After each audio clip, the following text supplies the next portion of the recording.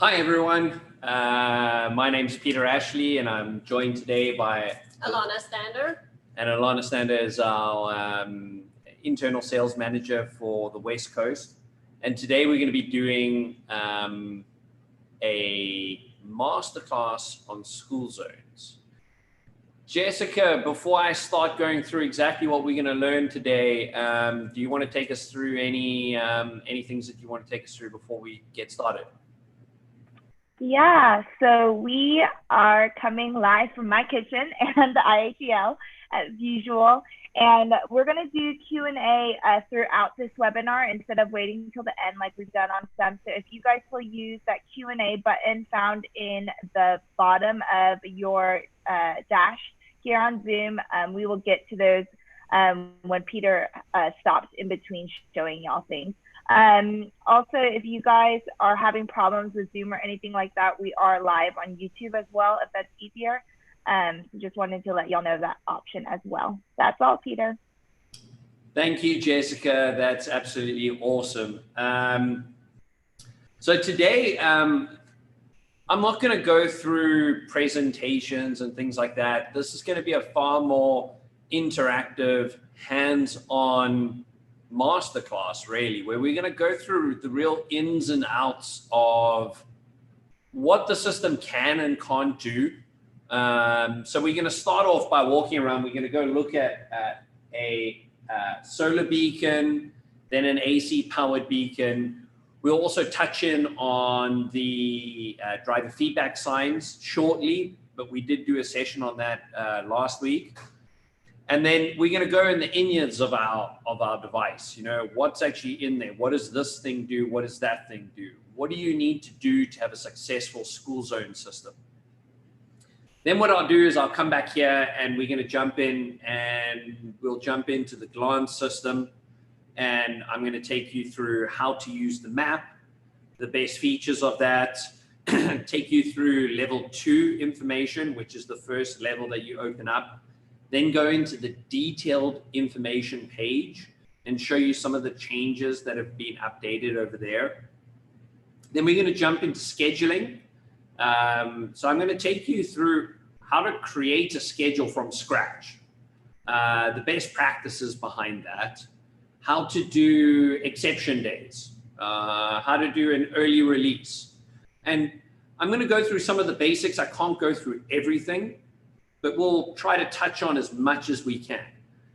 We'll also look at scenarios, program delays. That's for when you have snow days or you have a hurricane coming through and you're wanting to cancel the beacons for a day.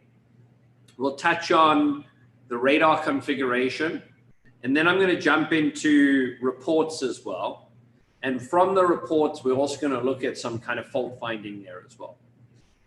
Depending on what time I have left after all of that, I might jump into some of the other applications that we can use, including travel safely and renaming utilities and things like that. But that's kind of the basics that we're going to go through today. So Alana's going to primarily ask me a bunch of questions of things that I miss.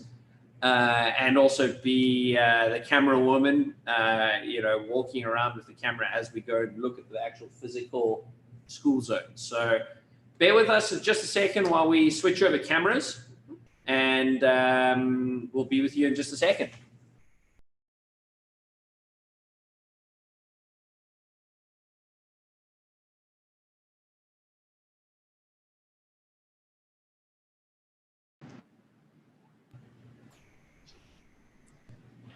Jessica, can you hear me?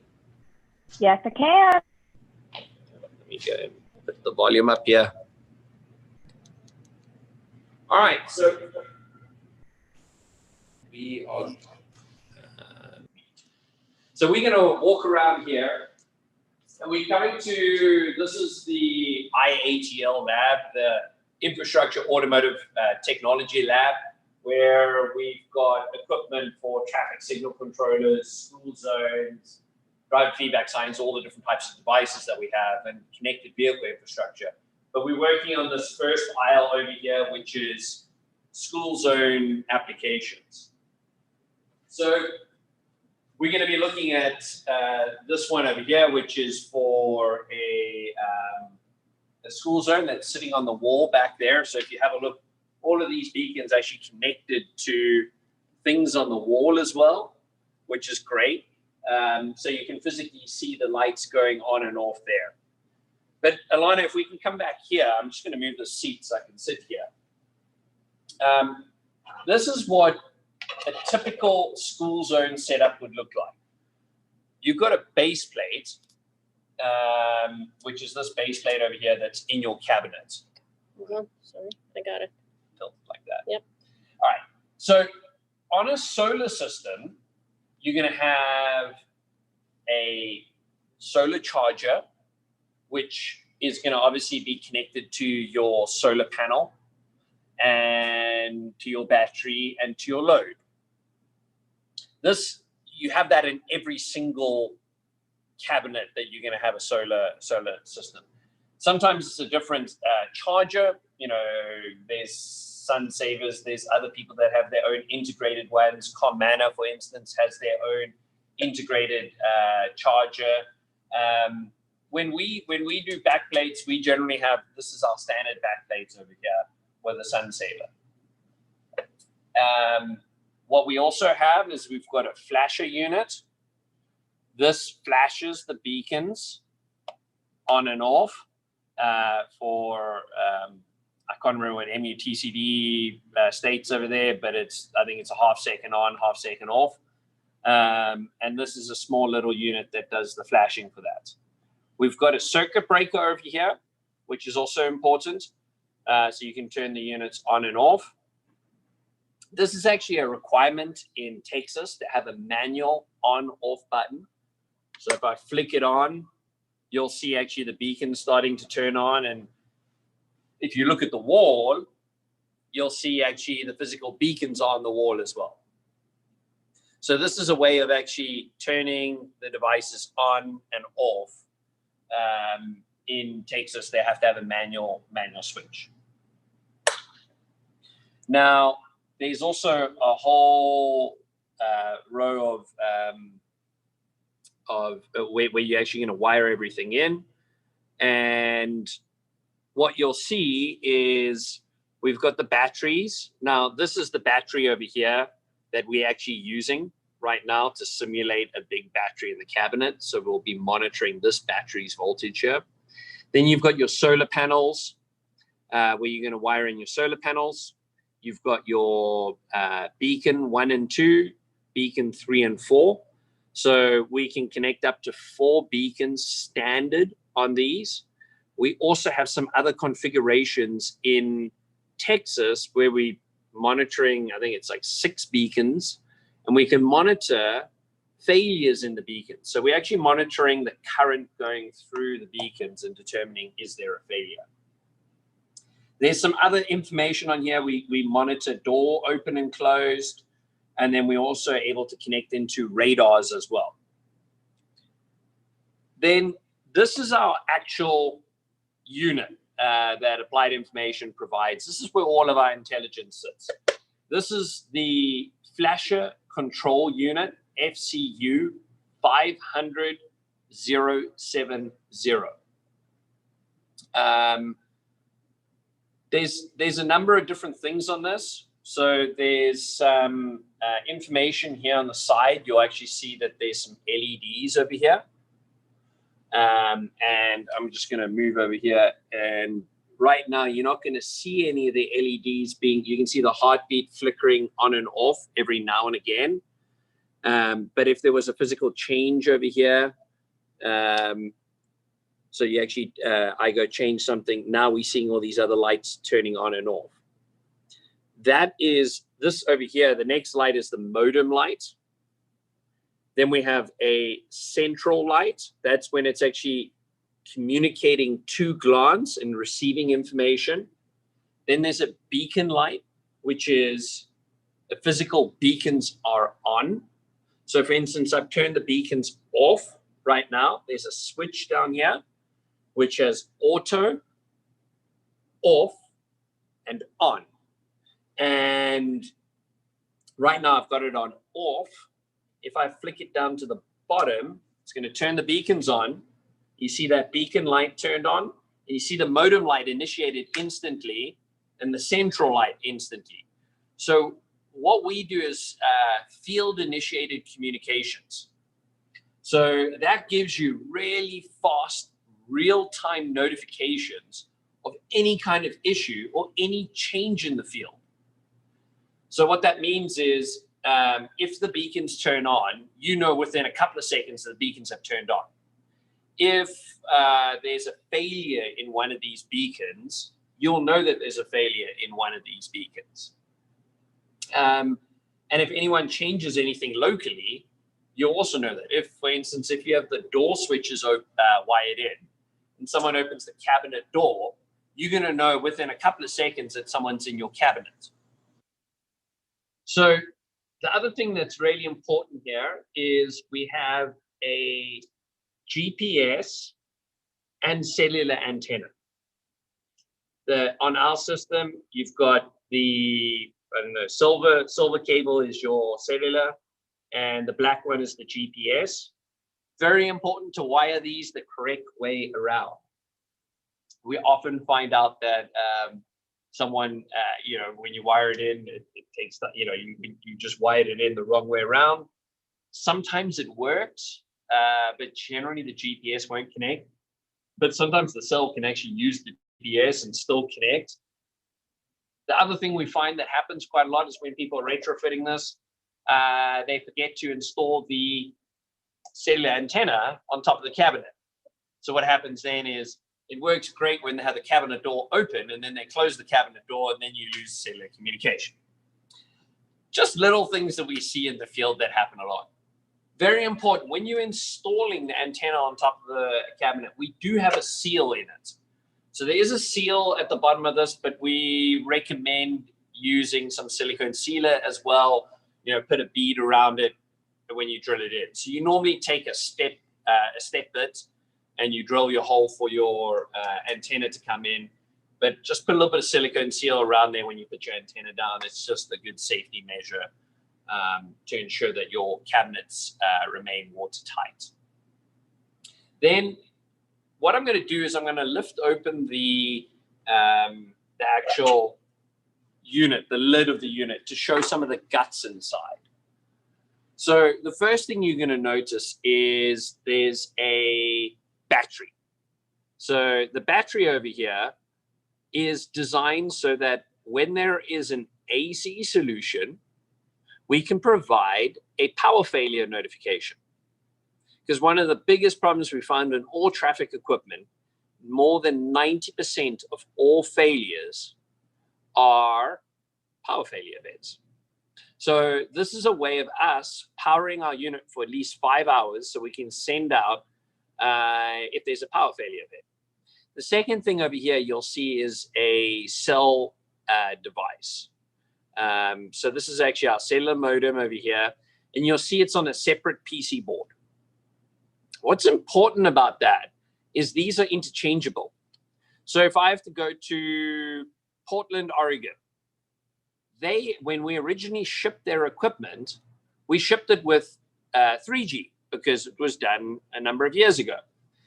But obviously 3G is not being supported quite as much anymore. And before 3G got shut down in that area, we upgraded them to the 4G modems. Now, we all know that in 5 years, 10 years, whatever it is, there are going to be changes on modems. So what we're doing is we're ensuring that these devices can stay upgraded. Now, what we do is we've got a policy, which is called our connectivity and support plan, that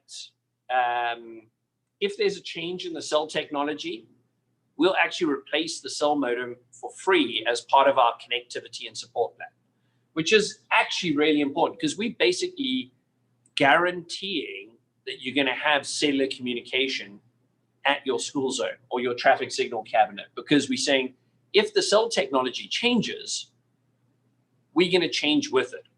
And that includes us providing new antennas as well, part of that, because when the cell technology changes, you can now communicate over different frequencies like 4G uses different frequencies to 3G. So now we have a different antenna, and we provide that new antenna with the setup. What's also quite key with this setup versus a traditional setup of doing, hey, let's just buy a third-party cell modem, is we've got a processor over here that's capable of looking, is the cell communication active? And if the cell communication is not active, we can reset the cell modem. Now, that's saved us, you know, if anyone's dealt with cell modems in the past, generally, you know, if you dealt with them 5 years ago, you would have failures on the cell modems all the time, and that would lead to you having to go to the field and restart it. This restarts it automatically for us. That's why we have it on a separate chipboard and a separate power supply, so that we can actually restart the cell modem in the field if we detect anything wrong with the cellular network. Then this processor also has flash memory, so there's never that problem of, hey, I had a button cell battery in my device, and we turned off the beacons in the summertime, and my battery ran flat, and now all of my schedules got lost. Or you have a long power failure event and your schedules get lost. That doesn't happen here. We've got non-volatile flash memory that will never ever lose its memory. So we can store, for instance, daylight saving times for 10 years in these units. There's a big,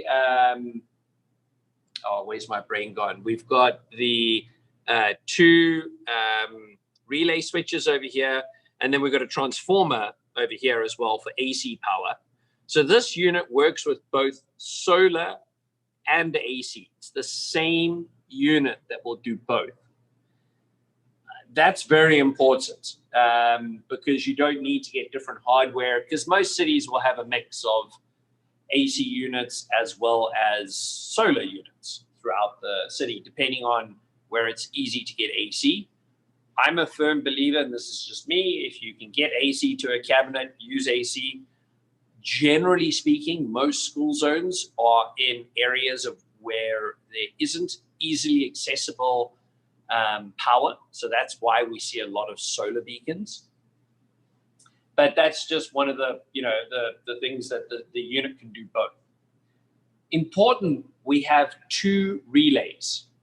Now, this was actually designed for a specification in Florida that required us to have two separate relays. And that's for when you've got, actually in this setup right now, we've got two beacons here and we've got two on the wall.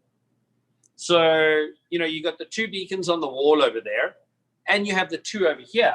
So we can monitor what's happening on the beacons either over here or on the wall. Now in Florida, they have, and some of the other areas, they have a school zone where they have one control cabinet, and then they run the power underground upstream to the secondary school cabinet. So that's where you run relay number one to the first set of flashes on the first pole, and relay number two all the way down to the other pole. That allows us to basically control them both, but also monitor them both. So we're monitoring the LEDs in each of them. Generally, that's an AC powered system. You're never going to see that in solar. So they've got the AC power going underground directly to the upstream or downstream beacons. So just making everybody aware of that feature. There's an Ethernet port over here, which is connected to our device, where we can do local configuration as well. Another spec that was out of Florida, actually, and the specification requires you to have local configuration. So that means we can actually program this. You can plug your laptop in, and actually it opens up a glance web page locally. So this is actually hosting a little web page that looks like Glance with the schedules, and you can locally program these. 99.9% of our customers don't use that because it's just so easy programming it on your computer through Glance. And most of the time, before you even install these in the field, you pre-program their configuration. So what we do is when a city buys the units from us, we actually then go create a Glance account for them with the schools listed out, if they've got different districts, or if they want to build them into elementary, middle, high school, we can put it in there, and then each beacon's under the individual schools. And you can pre-program your schedules like that, which is pretty easy to do. So when you actually come out and install it, you're just wiring it in. Very easy. Now, I'm showing you wiring in on a, here's a new backplate. So I would say majority of our installations are retrofits. So for instance, someone's got an old AP21 or AP22 time clock from RTC, and they want to upgrade it with the latest technology. This has got a wiring harness at the bottom here, and every single cable is labeled, beacon 1, beacon 2, AC, solar plus, solar minus, battery plus, battery minus. Generally, there's 6 wires to wire in on a solar. Battery plus, battery minus, solar plus, solar minus, beacon 1, beacon 2. Pretty simple. But to make it even easier, we've actually got some retrofit, and I should have brought one with me. I apologize for that. We have retrofit harnesses. So RTC and LTEC use a little CPC connector. It's a little round connector that you can take your existing wiring, unplug their unit, and literally plug in the harness where you just tie the two together, and there's no wiring that you need to actually do. The only thing you really need to do then is install the cell antenna, pull out your smartphone, connect into Glance, turn the beacon on, turn it off, check that everything's working correctly. That's one of the coolest features of all, is everything from Glance works on a mobile phone. I'll show you some of that when we jump into Glance. And that's a big function that most of the technicians do. When they install this, they open up the beacon in Glance on their mobile phone. They can look, is the AC voltage coming through or the solar voltage? Is the battery voltage reporting back? Tick, tick, because in our box, there's a little checklist to check on. What's the signal cell strength? Okay, looks good. And then get down your ladder or your bucket truck or whatever you are installing the device, turn on the beacon, check that the beacons are physically turning on, put the beacon back to schedule. So you turn the beacon on, put it back to schedule, and you're done. So Peter, just to recap, all the retrofits that we work with or that we can retrofit into are RTC, LTEC, and IDC Carmana, right? Units? Those are primarily the ones, and that's where we have harnesses that we can use. We can go into any school zone cabinet. So the only time that it saves someone, a couple of minutes instead of having to wire into the actual terminal blocks down here, you can just do a quick connector. We've retrofitted these into multiple other ones, TAPCO beacons and things like that, where you can, if they've got an old system from them, they can wire in our system there to control it. So great question. We haven't come across, now this looks really neat the way it's installed. I know I've been through hundreds of installs, and sometimes you've got tiny, tiny, tiny cabinets. You actually see there's these little legs that these things are mounted on. Oftentimes, we bend these legs so that you can mount it vertically to fit into the cabinets. I've seen them mounted in all sorts of weird and wonderful ways, which is all fine. The great thing with this as well is even if you've got a pole or a solar cabinet on top of the pole where this goes inside, you never have to go to this and, on the old style beacons, you would have to program in, your new schedules, where this, you can just program it all remotely. And you get all the faults remotely. So this is a typical setup for a school zone solar cabinet. There are other people that provide, like Carmana has a neat cabinet where they actually have just the wiring harness coming right out the bottom. So you can actually buy the new cabinet from them, and you can just plug our unit directly in, or you can actually purchase the whole unit through them. I'm going to move from this to the AC style, which is very, very similar, but slightly different. If anyone's got any questions, solar beacons or anything like that, go ahead, put it in the chat, and Jessica will ask those questions. Hey, Peter. Yes. We have a couple questions before you move on. I'll move back. We have someone asking about the battery and the way that it's installed upside down. Have you ever had any issues with it being like that? Is there anything to be concerned about? Good question. We actually have a different battery. This is an older unit that's mounted in a different direction. So this is an old unit now. We actually have the batteries that are mounted in a different direction. Great question. One of the things that we learned about. Awesome. And then Dustin here is asking, do you need the IP address for each flasher unit to communicate locally? No. All of these are dynamically assigned IP addresses over the cell network. The only thing that's unique with these is every single one of them has a unique ID number. So this is 13707 is the ID number of this device, and that's a unique device ID. And we utilize the cellular communication, which automatically applies and would be an IP address on the cell network, but basically that's provided over the cell network. If you're using these, and we've got 2 clients out of our 500 and something cities that are doing fiber communication to their beacons. So they actually have fiber out to every single one of these school beacons. That's the only time we would assign an IP address, is if you have fiber to a school zone. Anything else, Okay. Jessica? Yeah, we have one last one here, and it says, sometimes we have comm issues where the unit is showing locally in on glance and is in auto locally.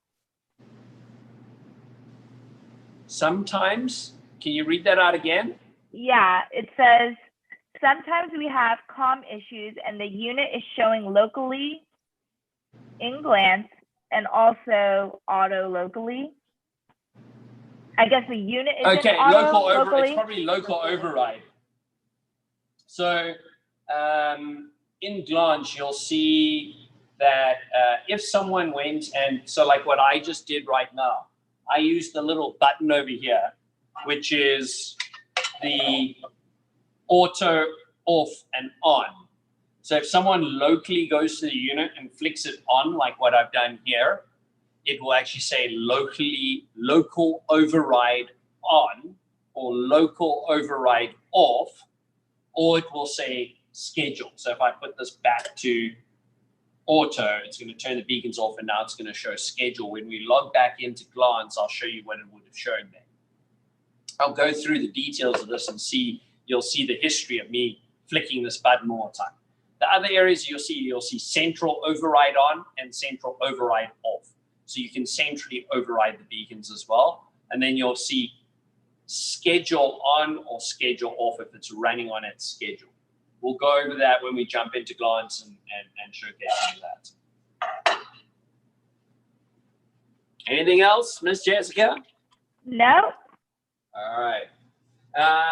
So the AC cabinet looks very, very similar. The only difference is it's using a 204 flasher. So, this is a standard. Everybody in the traffic industry has got a 204 flasher. So we just use the same 204 flashes that you have everywhere else. And with an AC situation, you're going to have AC coming in. You're going to have your, and you'll have your, generally just your beacon wires going in here at the bottom. There's nothing special about this at all. Very simple to do. That's when the battery really comes in. You don't really actually need a battery on solar because we're monitoring the solar battery, the big battery that they have. This is when you need a battery in these units so that you can actually monitor the battery there.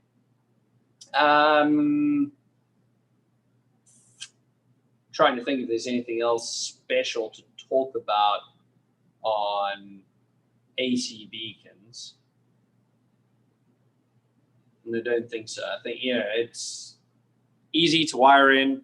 Generally speaking, this is, I know a lot of you will be looking at this cabinet and saying, wow, that's a big back plate. You can actually fit it in there. I know in Florida, I mean, they've got like things that are this size.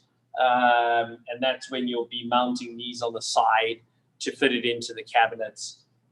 So just beware of that. Our unit is almost the identical size to an RTC or an LTEC unit. So if you've got an LTEC or an RTC in there, you can pull it out and put our unit in, and it'll fit exactly in the same way. That's also a great thing.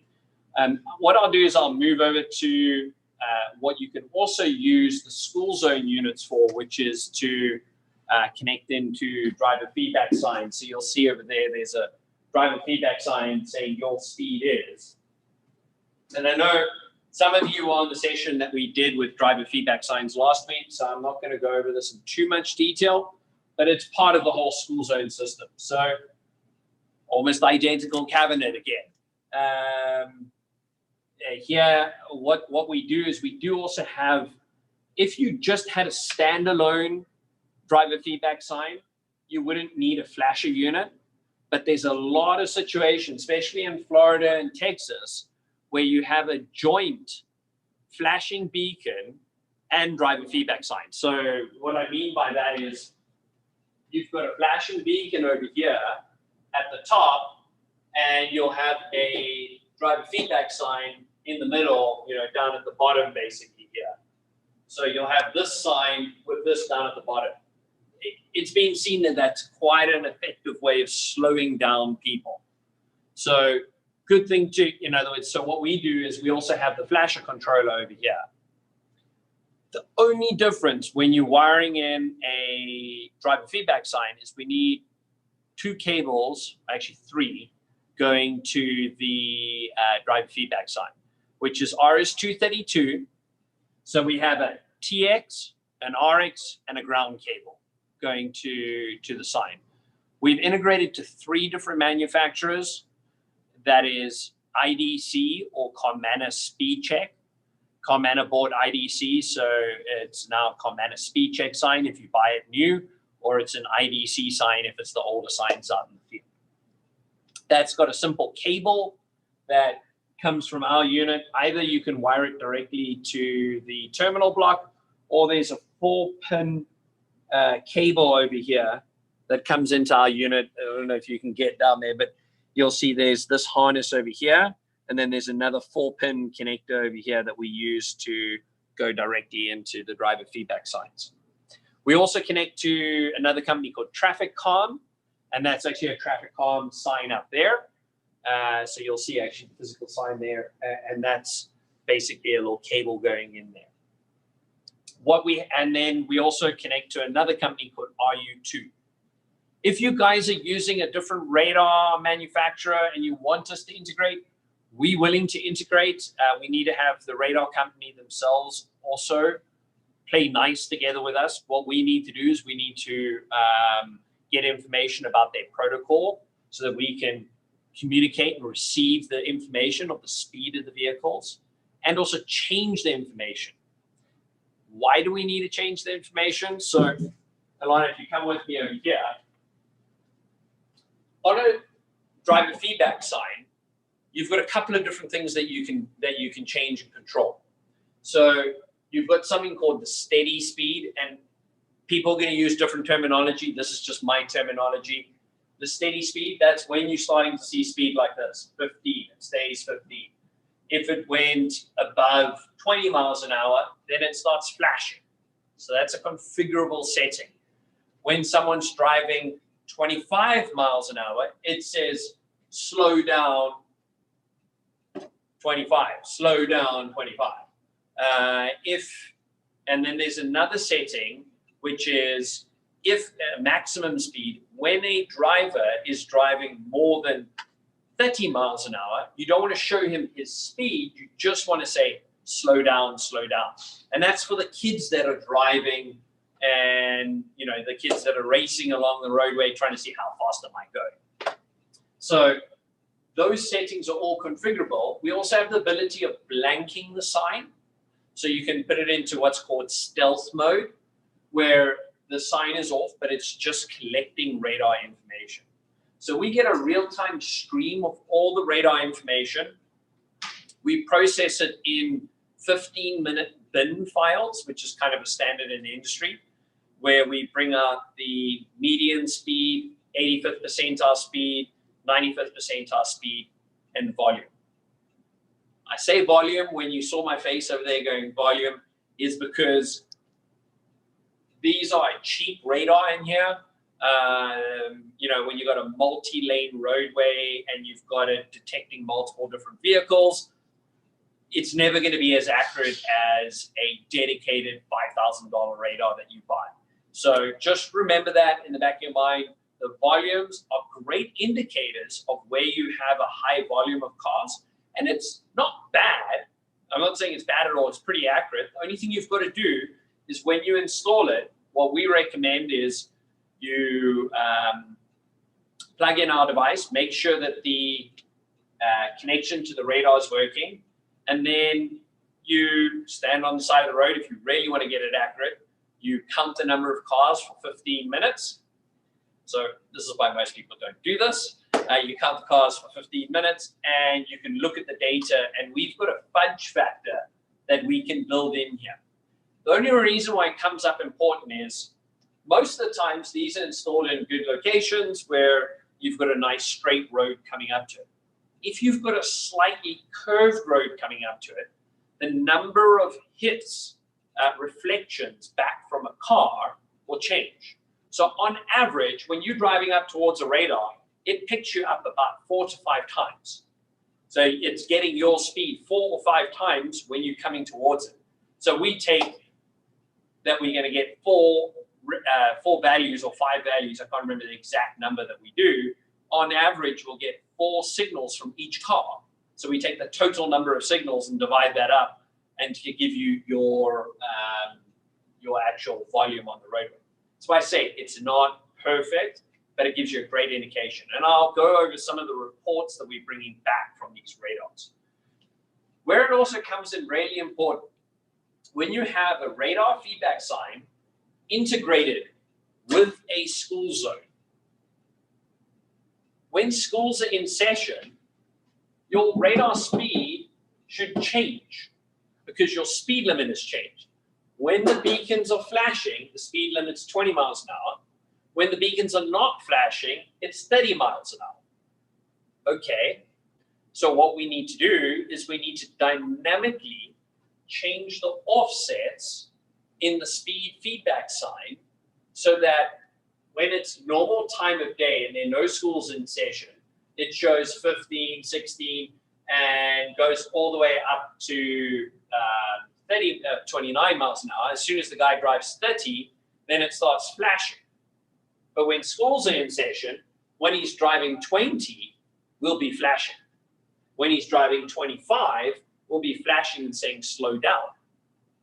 Okay, so you've got to dynamically change this. So based on the schedule, when these beacons are on, we dynamically change the thresholds in the driver feedback sign. It's becoming more and more of a popular solution to install driver feedback with the school zone. And this is why I'm explaining these dynamic features that we're doing there to make it all easy. When we go through glance, I'm going to show you some of that information. of us basically configuring the radars. One other thing that we use our devices for, you'll see this sign over here, which is a railroad active sign. This is using our same school zone device, and I'm just going to turn this on. You can stay there, Lana.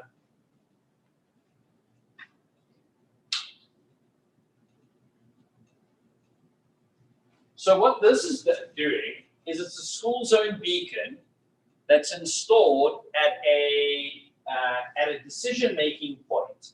What we do is either in the traffic cabinet where you've got your barrier arms, where you've got a railroad crossing, and this is generally done, you know, when you get a freight train that's coming through and blocking an intersection for half an hour. So these were installed. Front Street is in the Boston area where we had a railroad over there that blocked the intersection for 30 to 40 minutes. So what they wanted to do is they wanted to alert the public that the railroad was active and to use an alternate route. So they put about 10 of these at all the different decision-making points so that people could take the bridge over the railroad tracks instead of coming up and driving and coming to a complete stop at that railroad and getting totally blocked off. So this is just using standard school zone. As soon as the barrier arm comes down, we've got another unit in the traffic cabinet. So this is a NEMA cabinet over here, and our unit's installed in the cabinet, and we're monitoring when the preempt is active.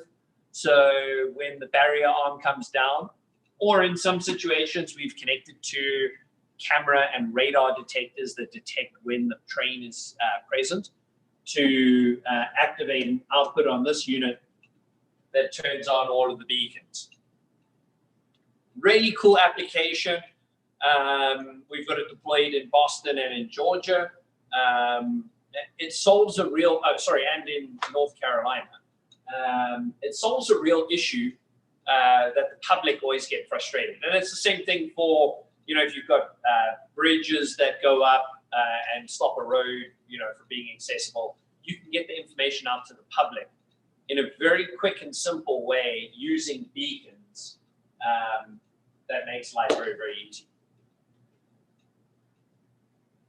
I'm going to stop talking there for a second and throw it back, Jessica. You have any questions on the hardware side of school beacons or any kind of questions that the audience has right now?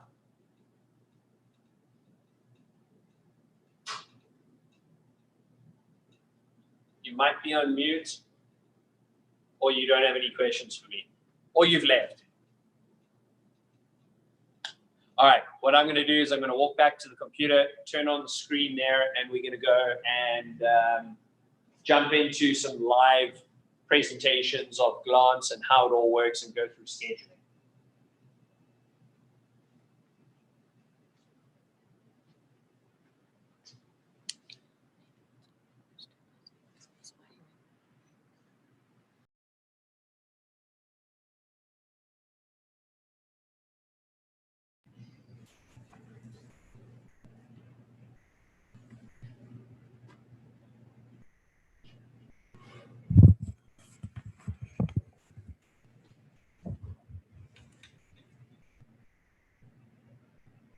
All right, you should be able to hear me again. Jessica, if you could chime in to make sure that everything's working correctly, that would be awesome.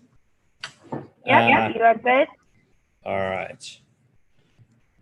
So what I'm going to do now, you can see my screen, so I'm going to go in here and open up the system. So this is the Glance system. I'm going to be logging into the iATL. This is where our lab is over here, where we've got a whole bunch of different devices. We also have 110 intersections hooked up around this, around Alpharetta with connected vehicle technology, emergency vehicle preemption, pedestrian crosswalks, school zones, all of the different things. So you can actually physically test all of this stuff out in the field as well. So what am I going to do?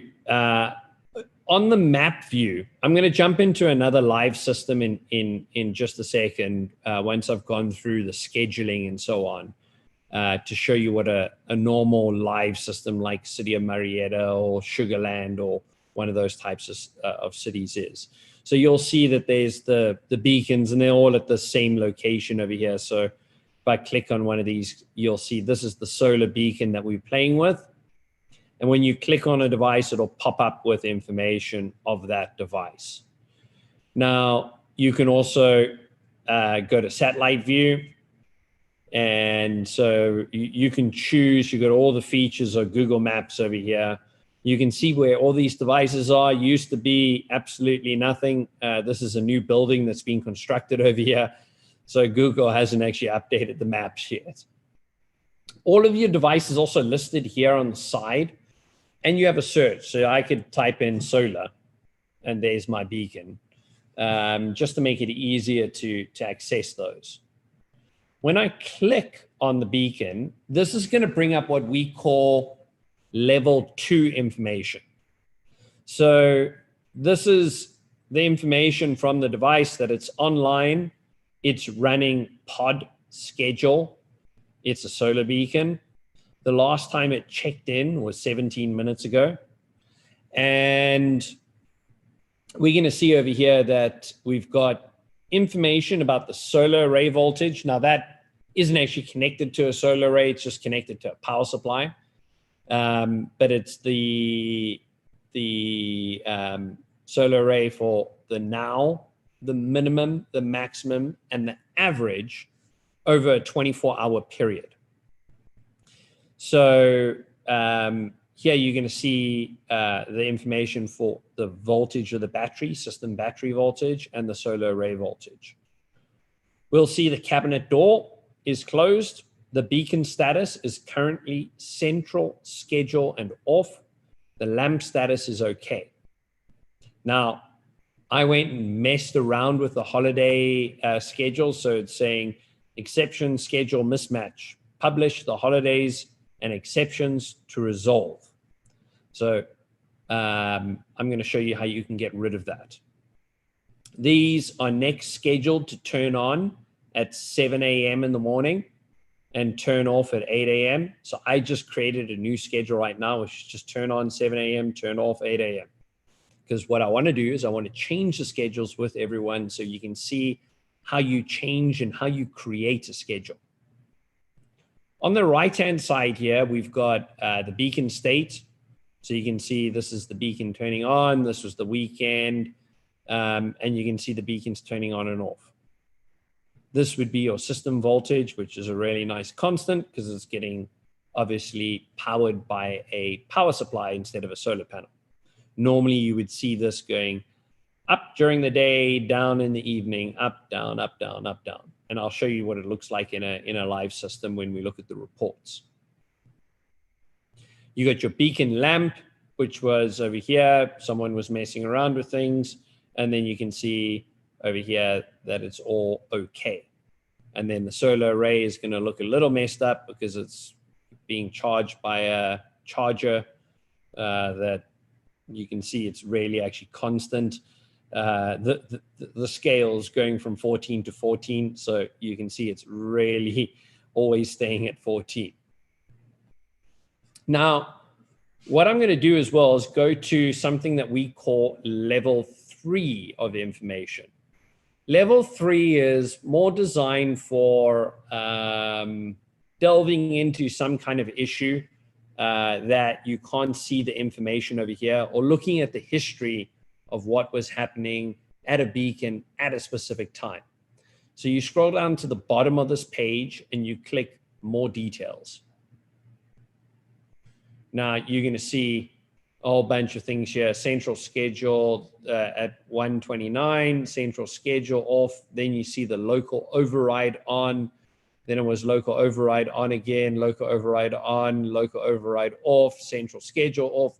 So you can see that basically it's got a whole bunch of information here about what was happening when I was clicking all those different buttons.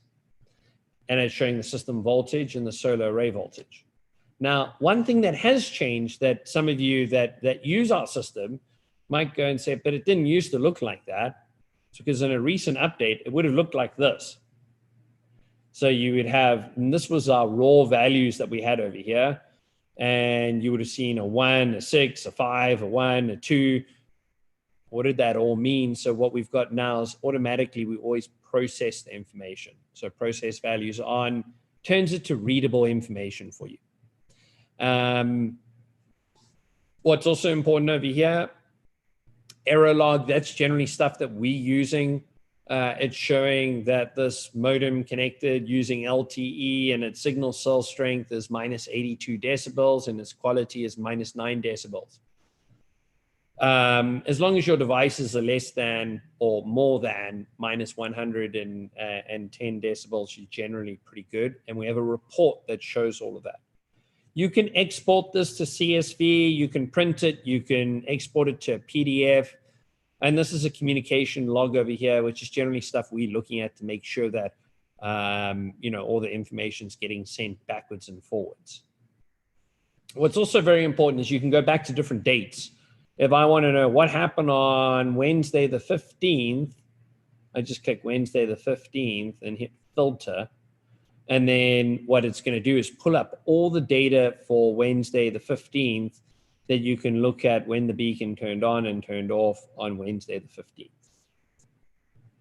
15th. There's some other information that's a lot easier to read that I'll show you under the report section in just a second when we finish doing the scheduling stuff.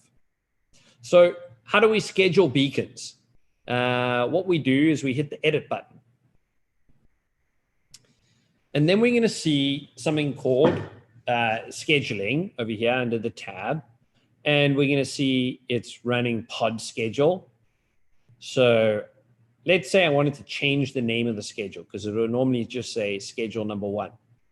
Double click on the right-hand side or click on the little edit button. So you double click in the open area over there or click on the edit button.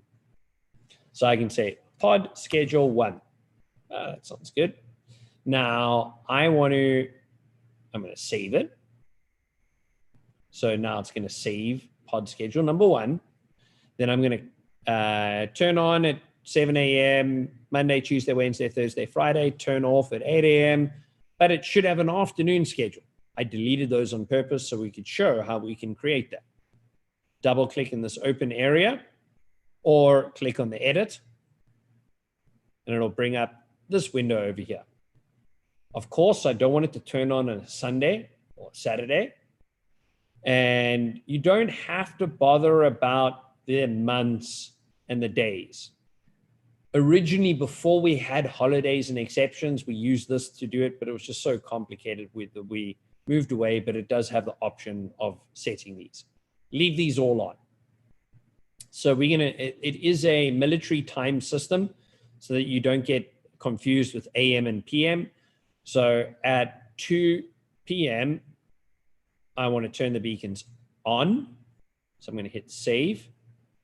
And at 3 p.m., I want to turn the beacons off.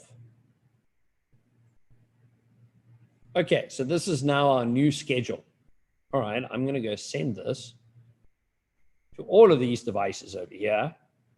So you can either select all, or you can deselect all, or I can select the pods here. I'm individually selecting it. I don't want to select the pedestrian crossing system that's under that same business. Generally, this would be the business for your school, for instance. So I want to send this schedule to these 3 beacons. So what I do is I hit save and publish.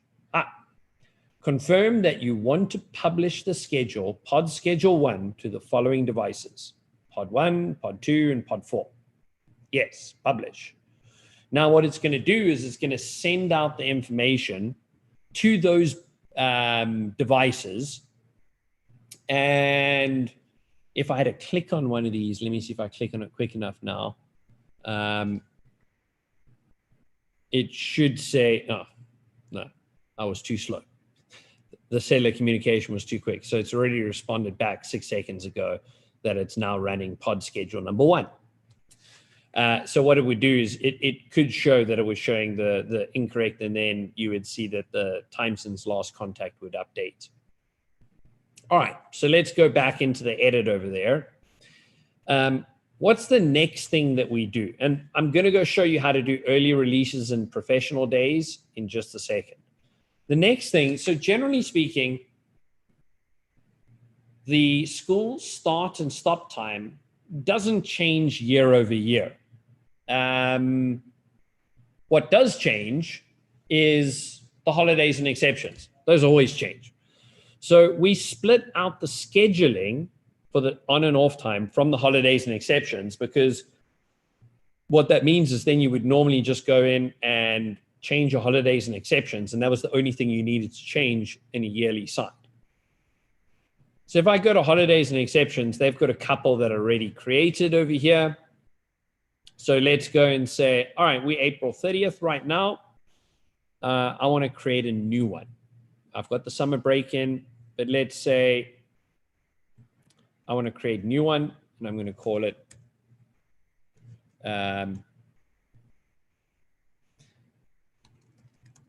school canceled because of coronavirus. Okay. Now I'm going to select tomorrow's date, Friday. I want it to be canceled. Don't want it to come on tomorrow. And I don't want it to come on until May the 15th, for instance, because they were going to have 1 week of school before the summer vacation hit. That isn't going to happen. So what I can do is just go all the way to the 22nd and have beacons off. School canceled.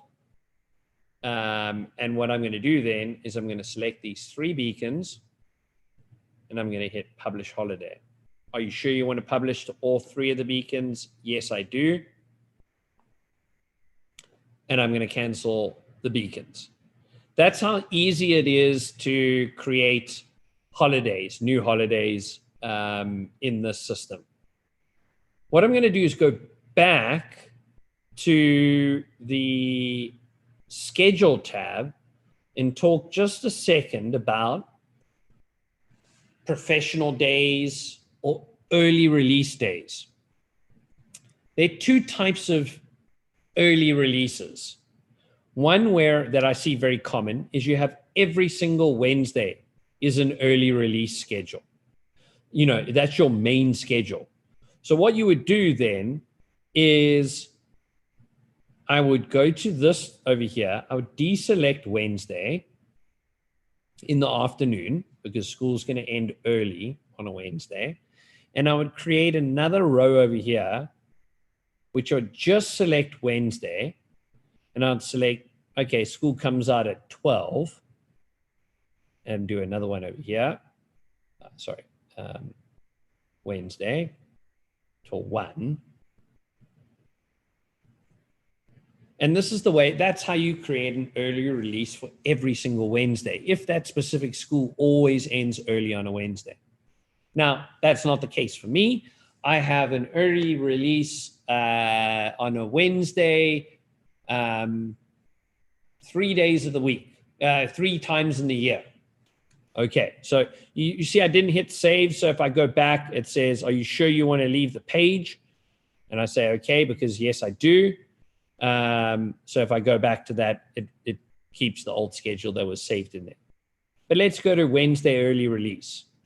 What I would do is create a schedule that would be for the early release. So at 8 a.m.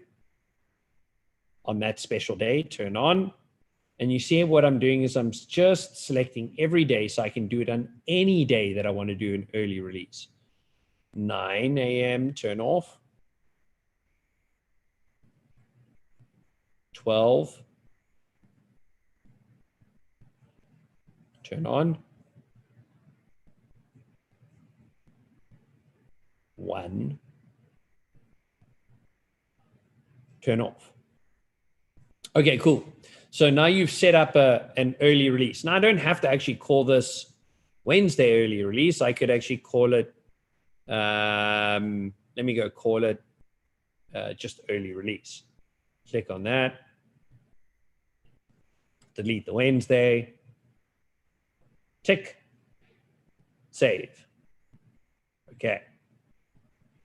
So what I'm then going to do is go to the holidays and exception tab, and you'll see right over here, it's got an early release. So when you select over here, you can select what schedule you wanted to go on that specific day. So on March the 25th, it would go to early release. All right, let's select another one that we say, we call it early release. And we're going to go into September the 16th is going to be an early release day. Early release. Cool. Now I'm going to select 3 beacons. And then on September the 16th, they're going to run an early release schedule. Pretty easy. The other thing we see that happens quite often is like a professional day, where you would have a professional day that comes in and that they have a different schedule that's running on that professional day. And you can make the schedule go to that different schedule there. Pretty simple way of, publishing and sending information to these beacons and different devices. And then very easy to do the holidays and exceptions by just basically creating. I don't know if you saw what happened is it automatically, when I click away from this page and come back into the page, it does everything chronological order, which was also a feature requested, and we updated it so that everything comes up in chronological order of how it's scheduled. You can also then see if there are any kind of overlaps. Right now, there is no overlap, but if I had that going all the way to the 25th, that is an overlap. So it's just to the 22nd, which was that Friday. Okay, what I'm going to do is ask, are there any kind of questions on scheduling holidays and exceptions before I move over to program delay, radar, and scenarios? Yeah, Peter, we have a couple questions. One is about scheduling, and then one is kind of going back to wiring. But Valerie is asking, how fast on average does it take to upload a schedule to the beacon? Great question. A couple of seconds. It's just the cell network side in terms of going through the cell network. It's a couple of seconds and it downloads the new schedule. Okay, and you showed us how to do every Wednesday, but somebody is asking, how would they do every other Wednesday? Yeah, that would be more complicated. If you're going to do that, you're probably going to end up having a whole, I don't know off the top of my head if there's some smarter way of doing it, but the way I would do it right now, off the top of my thinking, there might be smarter people than me that know how to do this in a better way. But I would have an early release day here, and I would select every second Wednesday in here as an early release. That's the easiest way I can think of doing it. Okay, and then we have someone asking, is it possible to use relay 2 on the clock and still get the lamp status feedback if relay 1 is no longer in use? Yes, absolutely. So if you're just using relay number 2, yes, you can get the lamp status of just relay 2. It's a different configuration on our side. So what you'll do is contact Mike Slavic for the East Coast. On the West Coast, it's Jeff Briggs, and Central is Freddie Neal. Or any one of us, and we can point you to the right person. It's a configuration change on our side to only look at relay 1 or only look at relay 2 or look at both, because some of the times there's so many different configurations, because sometimes you have 1 lamp beacons, 2 lamp beacons, 3 lamp beacons, 4 lamp beacons, and in Texas we have up to 6 lamp beacons. So, you know, there's all sorts of different configurations that we have set up that we just need to know which side your beacons are using. Okay, and then back to some scheduling questions. We have someone asking, can you send an early release to multiple beacons across different jurisdictions that have different holidays? For example, hurricane evacuation. Great question, and that's exactly where I'm going next. So the program delay is when we do the early releases, which is early release or snow delay for delaying start time, or cancel beacons. So before I jump into that, I'll check if there are any other questions. Otherwise, I'll go and answer that one. Yes. So the holidays and exceptions are basically an override of the normal schedule, right? And the normal schedule is defined by the month and days of the month selected. Is this correct? Yeah, so the normal schedule is going to be, this is going to be the normal schedule that's put in here: Monday, Tuesday, Wednesday, Thursday, Friday, turn on at 7 to 8. And if you never had any holidays and exceptions, it would turn on and off every single day, except for the weekends, because at 7 o'clock, turn off 8, turn on at 2, and turn off at 3. And then the holidays and exceptions basically override it to turn off during that period, or to go to a different schedule during that period, an exception schedule. Your understanding is 100% correct. All right, we can move into program delay, I think. All right. I'm just turning on and off my video so that it goes bigger screen for you. So we talked about, all right, let's say tomorrow there's a hurricane coming through, and we are going to cancel school. Or let's say, well, actually the example that you were talking about is today we need to do an early release. Okay, and it's only in the afternoon. So what we're going to do, and we're going to make it advance the beacons by 1 hour, because school's going to end 1 hour early. So today, this afternoon, school's going to end 1 hour early, add new. And what it's doing is between 12 and 12 p.m. and 11:59 p.m., advance the beacons for all the schedules by 1 hour. This is an old one, February the 1st, sorry. And what you do then is, if you want to select all your beacons, just hit select all. That'll select all your beacons over all your jurisdictions, and you're going to hit publish.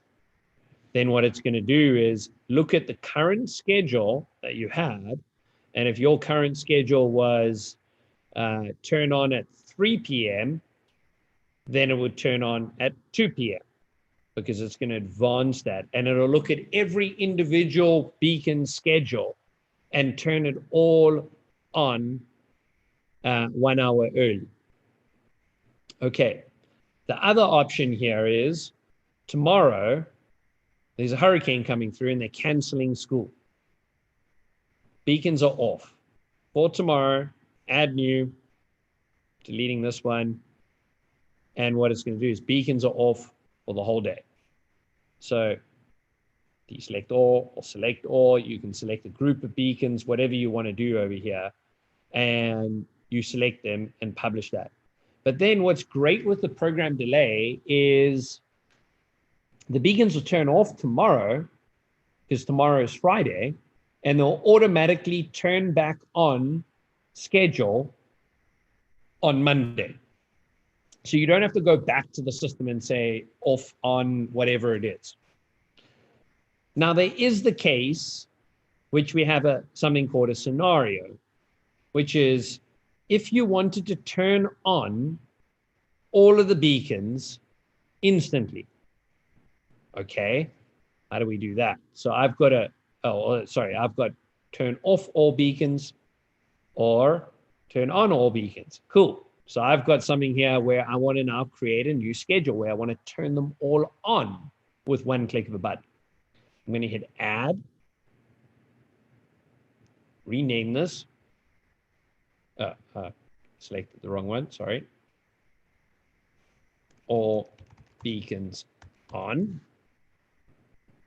Then I'm going to go down here, and here you can select which beacon it is, or I can say add all.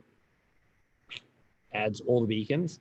Now I can go click over here and select on or off, or I can go select all beacons on.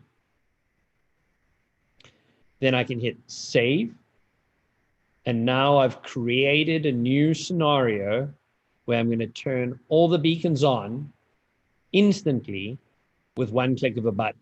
So I can go over here and hit activate scenario, and it'll turn all of these beacons on with one click of a button. The only issue with that, or not issue, or the only thing you've got to remember is you've got to remember to go turn the beacons back to schedule again. Or you've got to turn the beacons back off again, because the beacons are going to stay on until someone physically goes through the central system and turns all the beacons off. But it's a real easy way of doing that. Now, sometimes, and depending on where it is and how your businesses are structured, if you were under, for instance, I'm under the school beacon pod business, and that gives me access to PCSS, the beacon AC, and solar, whatever. I can also click on the iATL business, and you'll see there's another beacon over there where I can say, create a new one. And when I hit add all here, you see how it adds the other extra beacon that's over there, which is the AI training one. That's actually a unit that's at my house, where that's something you've got to remember, that look for your main business. So if you're wanting to set this up, and I'm in Sugarland, which was an interesting one because we were looking at it, how do we set this up in Sugarland? And what happened was their main business was called COSL, City of Sugarland. And it was right at the end of all their businesses. So you have to select on your main top line business to select all of your beacons. It's just a small little thing that we've seen happen from time to time. And I just wanted to mention it because I've seen it happen before, and that's a great way of knowing where to find the top line business. I'm going to jump to the radar tab, but Jessica, I think there was a question. Yeah, we have a couple. One is just asking if there will be a recording of this webinar available for later view. And yes, there will be. We'll be sending a follow-up email tomorrow that has the link to our training channel, and it will also be available on YouTube later today. And then we have someone that's asking, can we use Glance and this type of scheduling to change messages on VMS? Absolutely. You can, so what we've done with the beacon unit, we've actually done blank out message signs, turning them on, turning multiple different types of messages on blank out message signs. But we actually have a full-blown DMS sign editor within the Glance system that I can, Jessica, if you remind me towards the end, I'll jump into another business and show that. So we can actually integrate to Daktronic signs, SES America, Wanko trailers, you know, all the types of NTCIP dynamic message signs, and actually change the message so you can actually type in a total new message, closed, open, whatever it is that you want, that you can actually send out that message directly to the sign. Perfect. I will remind you to do that at the end. Thank you. All right. So the other thing that we were talking about was the radar tab. So let me go and select this radar device, because I want to go to a device that actually has radar information. So I'm going to click on the radar feedback sign. I'm going to go to edit, and I'm going to look at the radar tab. So what we'll see on this is the radar is always on. It has the option of being always off or on when the beacon's on. So some cities only want to turn the radar sign on when schools are in sessions, and it stays off when schools are not in session. Or you can have it as always on. So this basically runs the radar on a schedule then, if it was selected on with beacons. You got a speed offset. I'm going to talk about that in a second. You got your speed limit. Here, it's so-called 15 miles an hour. Your steady speed. And this actually isn't a number that's saved into the device at all, speed limit. It's just for reference so that you know that that's the speed limit of the roadway. The steady speed, so anything over 3 miles an hour, generally speaking, you would, if the speed limit was 15, you would probably start the speed at 5. And then you would start flashing the speed at 15 miles an hour. So why didn't I go do that? Make that 5, 15, slow down message when he's driving 25, sorry, no, 20, 5 miles over the speed limit, and maximum speed 25, that it's just going to say slow down. Now, I'm looking at the sign on the wall there, and I should be having a camera, because if I went and published this, you would actually see the changes that happen dynamically. Hey, Peter, just while that's processing, can the speed be measured or assigned in kilometers, and the message and info maybe be in a different language? Yes, it can be in kilometers per hour. We do that in Canada. So yes, it can. Languages, a different story. We've done translation in glance to some, I think we've done it in German, Hindu, a couple of different languages. It can be done, a little bit more work to do that. Generally, 99% of all of our customers are US based. So, everything's in English.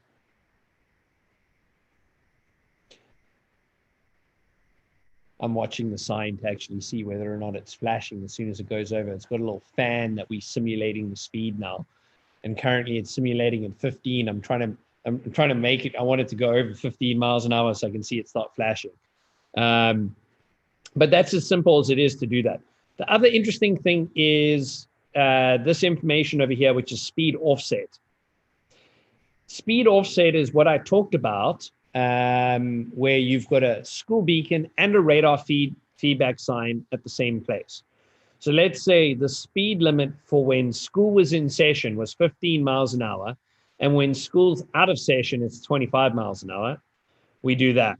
So now we've now got, we add 10 miles an hour when the beacons are not on. And now all of a sudden, the steady speed will jump up to 15 miles an hour. The flashing speed will go to 25 miles an hour. The slow down message will go to 30 miles an hour, and the max speed will go to 35 miles an hour. So it's just adding an extra 10 miles an hour on top of the speed thresholds that you've set up here.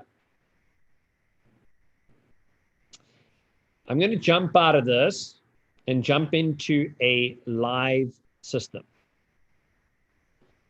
So let me go and log out and go into one of my favorite ones, Sugarland. The only problem with Sugarland is they never have any issues. So it's difficult to show you any problems because the guys are really, really on top of their beacons here. But I know it's a really, really clean looking system. So I'll show you what theirs looks like and then see if I can jump into one where that it has a failure. And this is what a typical a city would look like with their beacons. So we're going to see exactly where the beacons are installed, because obviously I showed you the units have got a GPS on them, and so they self-locate themselves on the map, and obviously that's obviously going to go and showcase exactly where they installed. So here's the city of Sugar Land, and these are all the GPS locations of all of their beacons. Now we keep our GPS. So there's another provider that you got to manually enter in or use a GPS once to go and locate your device, and then it locates it, and then they unplug it. What we do is we do GPS time sync as well. So we constantly looking at GPS time to decide, in other words, to keep all of these units in sync. Now, what's important is I can go over here and go look at the report viewer. So I'm going to go look at, let me go actually first look at one live beacon. Just going to click on one of these guys. All right. Just so you can see what a normal beacon would look like with the graphs and everything like that. So obviously when you got a live beacon, it's going to show, here we see, this is what a solar array should be looking like. So charging, discharging, charging, discharging.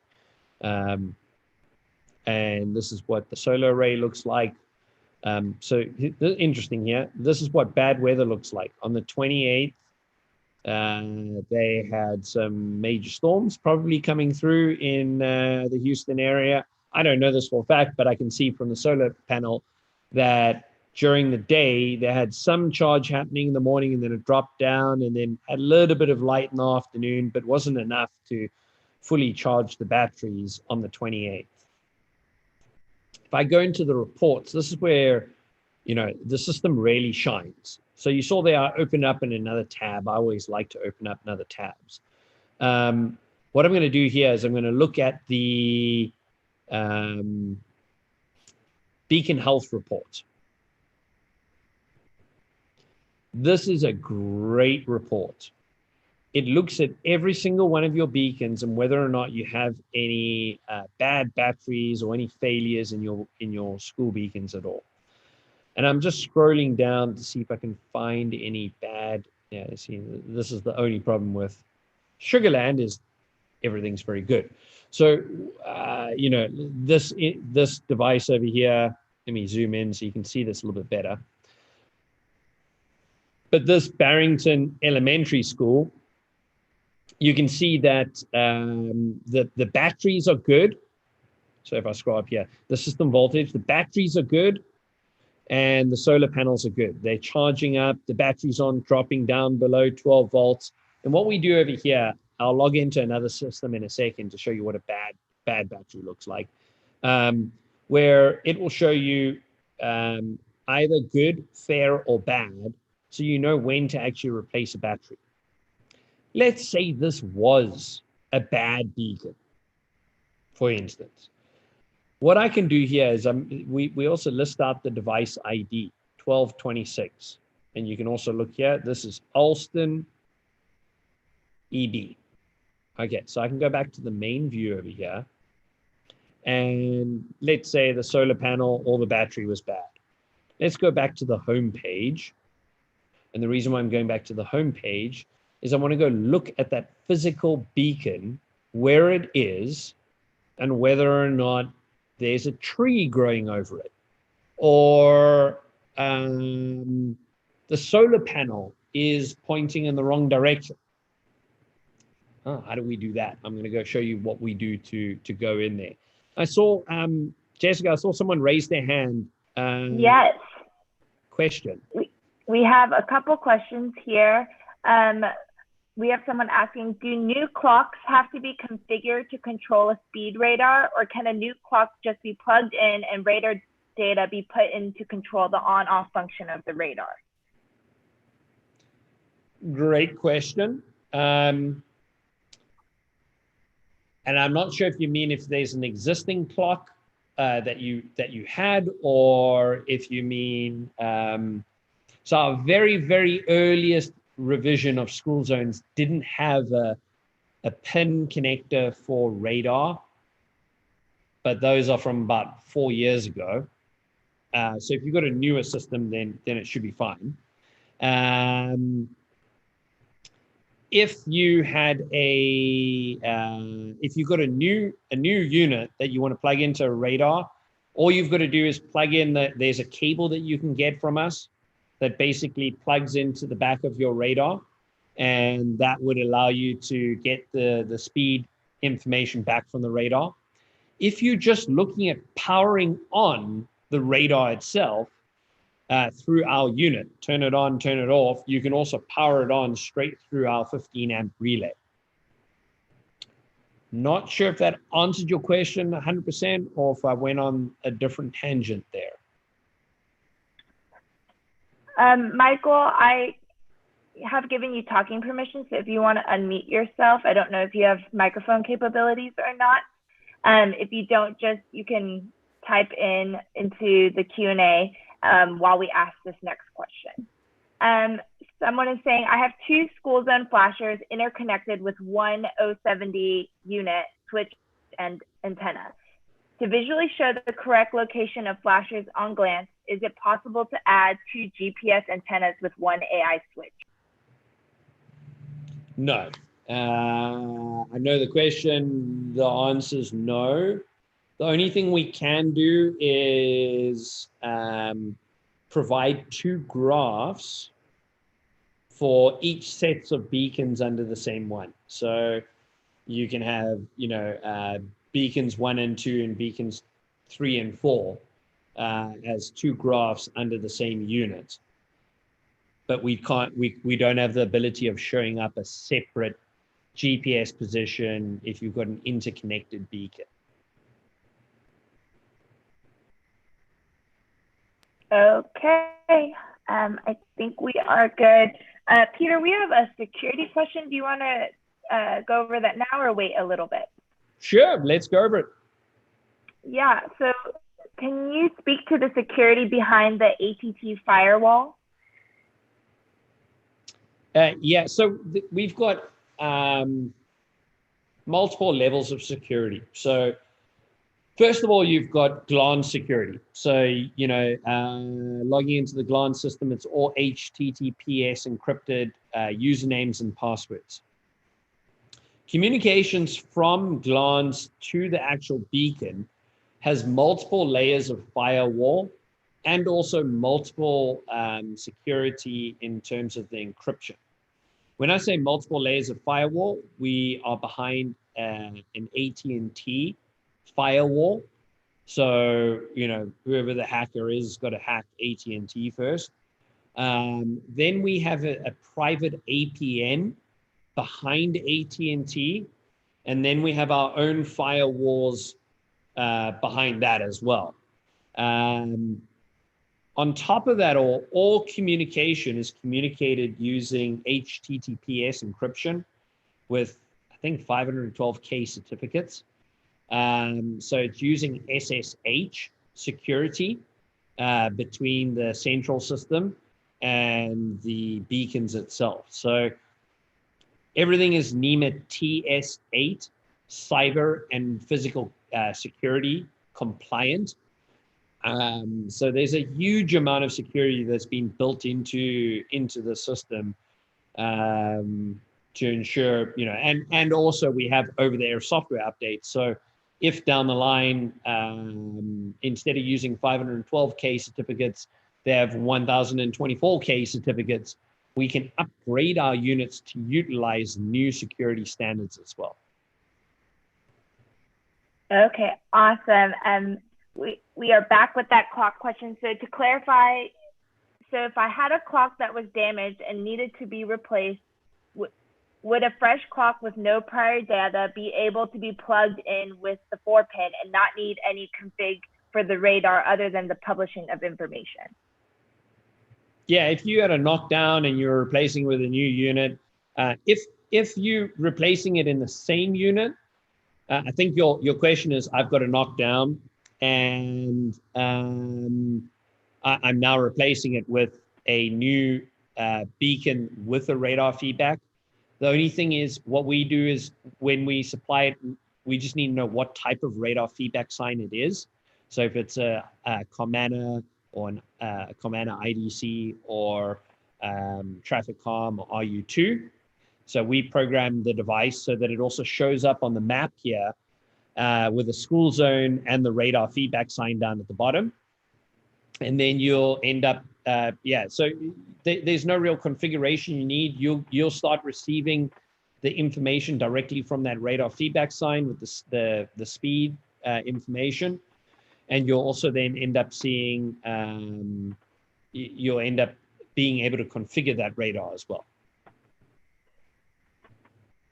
Okay, and then we have someone asking if you can show a certain scenario again. Is when you manually control all the school beacon flashers. You said that it would stay in manual control. He just wants to make sure how to take it out of that manual control.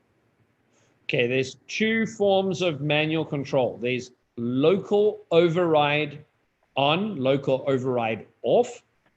That's when you use the switch on our device locally. Then there's central override on, central override off. And when you select onto a beacon, you can basically click on, off. Let me go and open it in a new tab.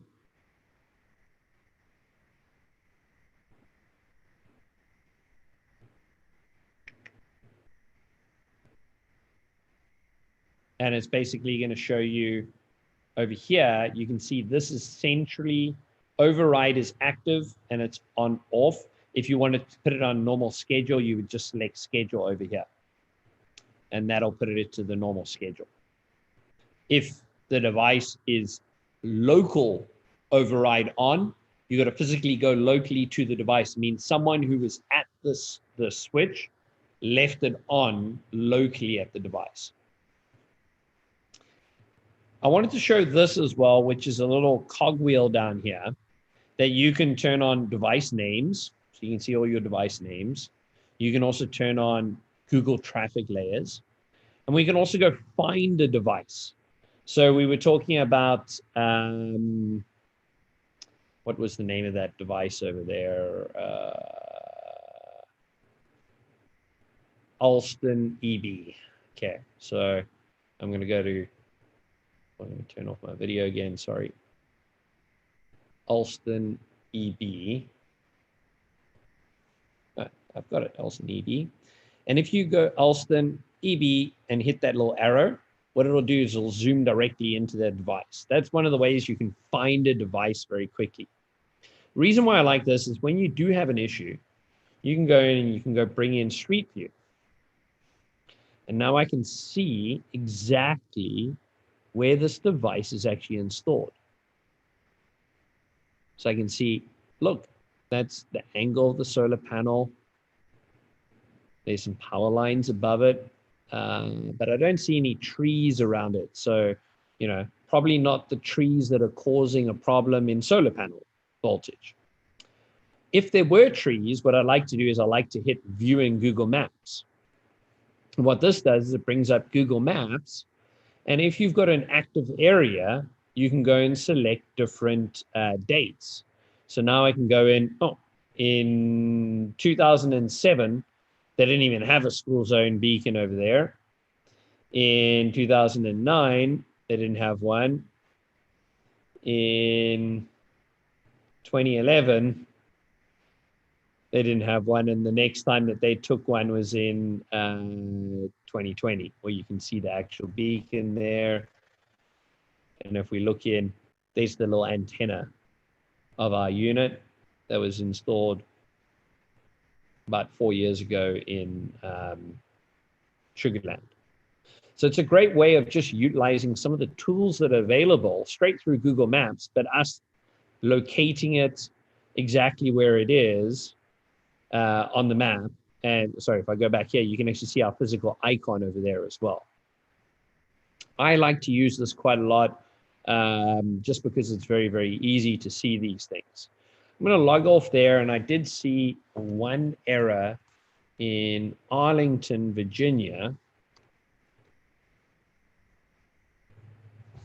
to show you what an error would look like on the map.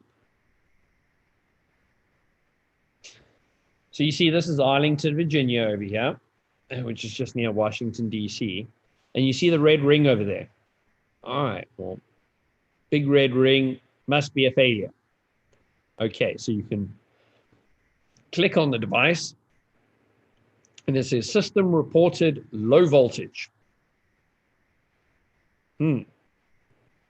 Why? And I'm going to click on more details now, and I'm going to tell you why. Straight away, I can see here 0 volts, 0 volts. They've plugged in the beacon unit, but they never ever wired in the batteries or the solar array. So we're showing that there's a problem because we're reading no voltage. But you probably find this beacon's working just fine in the field. They just forgot to wire in the voltage over there. Fine. That's they should go back and rewire it. When they see the red ring around there, it's going to look like an eyesore, and they're going to go out and rewire the beacons in there. What I also saw was a driver feedback sign over here. So because I'm in Arlington, let's go look at the driver feedback sign here. And I go and click on the driver feedback sign. I can then see some more information over here. So we're going to see the median speed, 85th percentile speed, volume. Cool. All right. So this is just the driver feedback sign. It doesn't have a school zone connected with it. But let's go look at the reports for this device. So I'm going to go to the report viewer here. Excuse me. Report viewer, open in new tab. And then I'm going to see, let's look at the driver feedback report for April. And then what it's going to show us is the median speed, 85th percentile speed, 95th. This was a new software update that we did for Florida. And I'm guessing this device hasn't had that software update. So it's not showing 95th percentile speed, but it's showing the volume. Okay. So what I can see is this is the graph of the median speed. And this is a heat map of where the people are driving fast. And you can see it's mainly in the early hours of the morning along this roadway. Then you can look at the 85th percentile speed, and you can also see that it's the early hours of the morning that people are driving too fast. And on this Tuesday, there were some very fast drivers at 4 a.m. in the morning. Let's go zoom in here. So what's nice about this is you can see straight away at a glance where the people are driving quickly.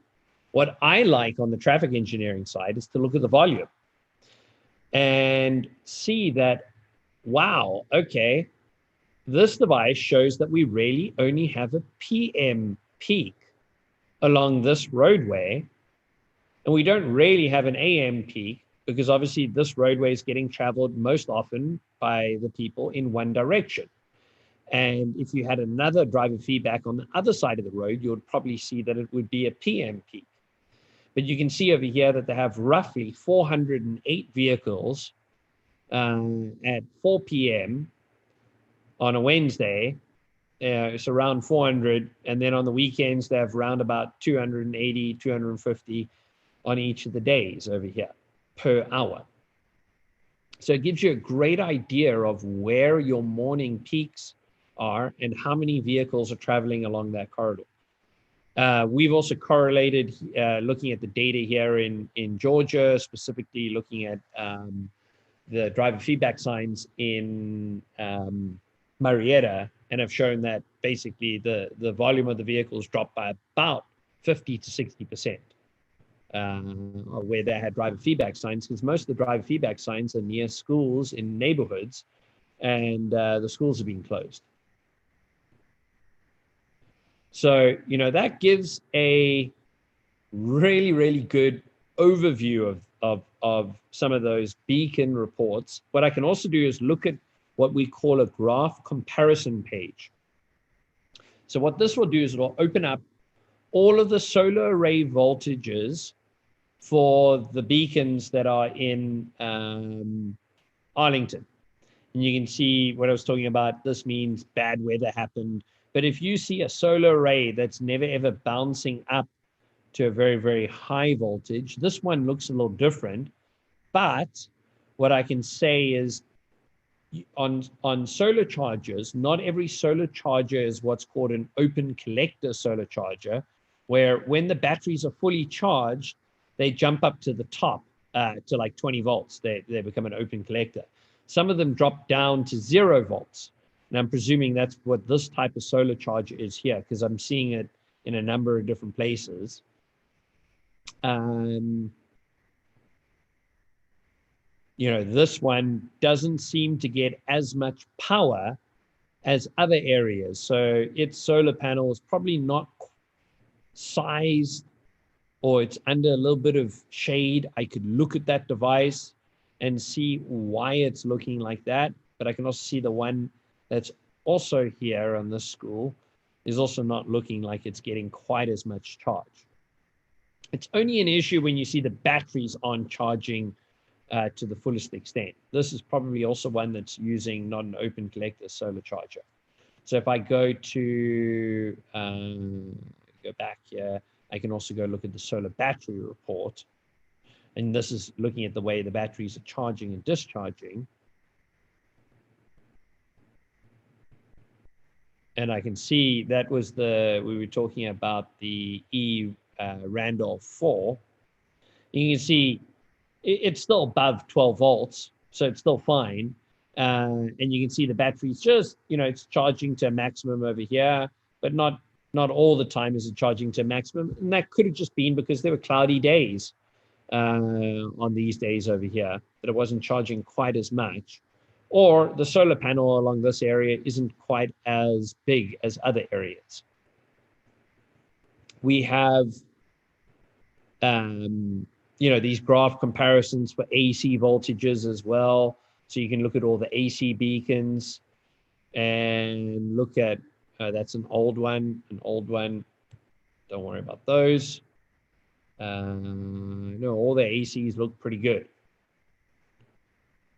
And we can go and also look at, these are two nice reports that I really like, which is the beacon event log. Let's say someone phones in and says, oh, I got a speeding ticket on Wednesday the 15th, but the beacons weren't turning on. And you go, okay, let's go look at Wednesday the 15th. And let's select the beacon. And almost guaranteed this beacon isn't going to turn on because school's being canceled. So I can say, yeah, you're right. There were no beacons on Wednesday the 15th because school was canceled. But if we went back to a specific date in the past, we can actually then go and look at where the beacon's on at this beacon location, hit filter. Aha! All right. So I can see the beacons were off on Tuesday evening. The beacons turned on at 8:30 in the morning and reported back to us 8:30 and 2 seconds. They turned off at 9:10 and they turned back on at 3:41 and turned back off at 4:11. That was the exact times that were reported back to us when the beacons turned on and off. I can go and print this to a PDF, or I can go and print it to an Excel spreadsheet, and I can go ahead and take this in to showcase that the beacons did actually turn on at that time of day.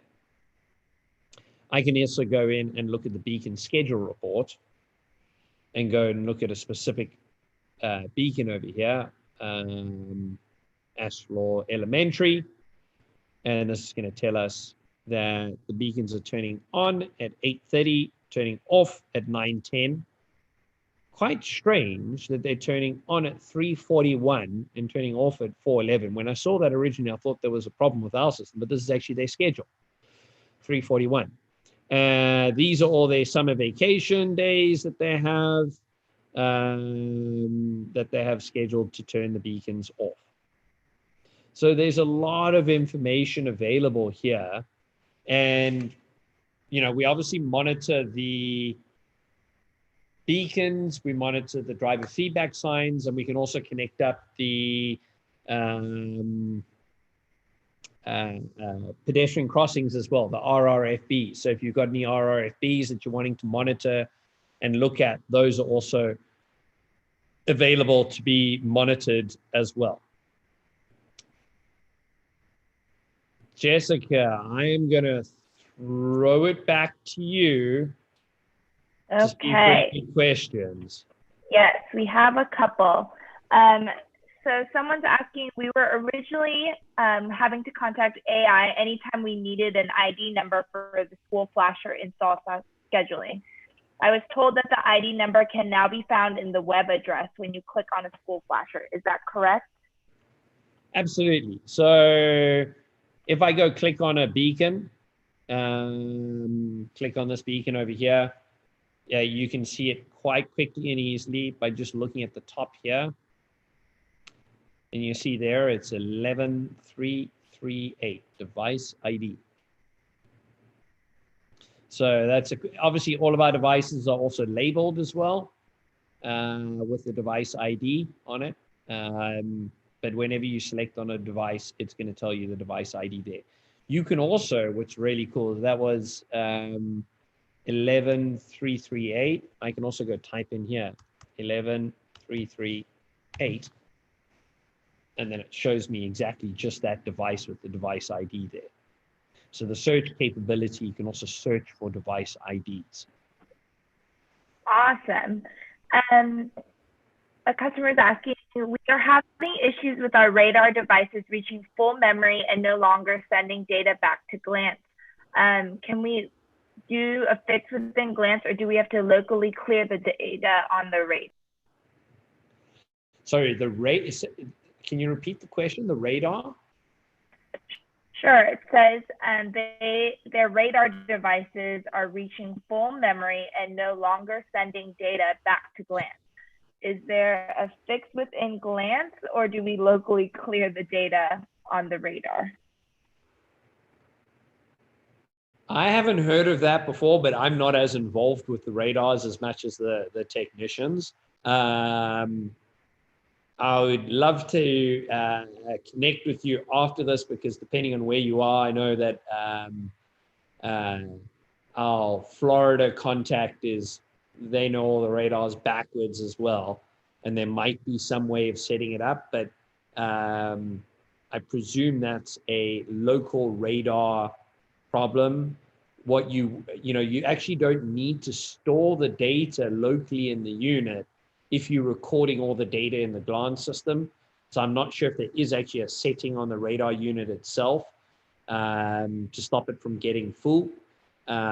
I will, if you reach out, I'll reach out to you and get our experts in Florida to help us out there, or whichever type of radar it is. I can contact IDC, ComAna, or Traffic Calm to get that resolved for you. All right, that's all we have for questions, Peter, but just your quick reminder about showing DMS from before. Yes, let me do that quickly. And apologize for anyone that is on here that doesn't want to see this, but this is actually pretty cool. It shows that Glance has got quite a lot of other functionality.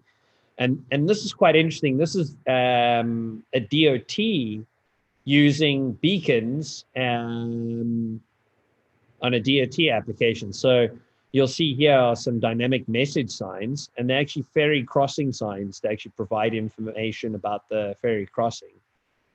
And they've got HAR radios. They've got congestion ahead signs as well that are connected up.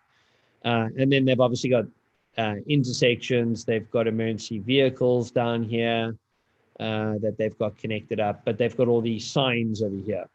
So you can click on a sign, and I can then see, get more information about this sign. And the cool thing is, obviously, the message that's actually on the sign will be shown on the map dynamically. So this is what you call a WYSIWYG message. What you see is what you get message. And so, you know, that'll basically give you the kind of information that you're looking for there.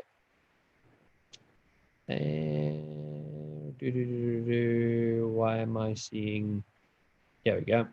So what we can do is select a call. You know, you can set up whatever message you want here. So let's say I want to go do a new message. I can go and create a new message and go plus for page 2, call me, and hit preview. And then, you know, you can publish any kind of message to the sign, and it'll basically go call me.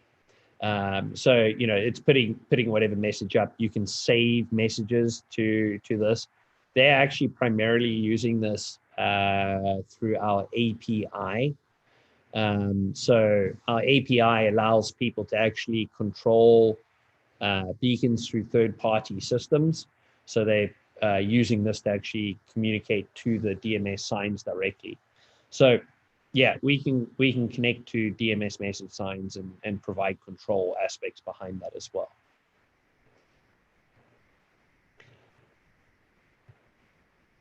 I'm going to potentially turn off my screen share and